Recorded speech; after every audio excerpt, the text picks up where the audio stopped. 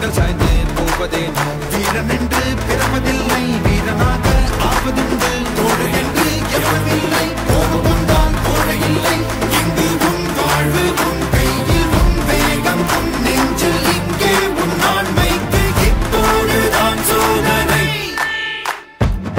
நிமிடத்தில் துணிந்து செல் தொடங்குது உன் யுகம் கிடைத்ததை நடத்திடு நினைப்பதான் உன் பலம் தடைகளை குடித்திடு தாமதம் அதை விடு கடமைகள் புதியது பலங்களை இழந்திடு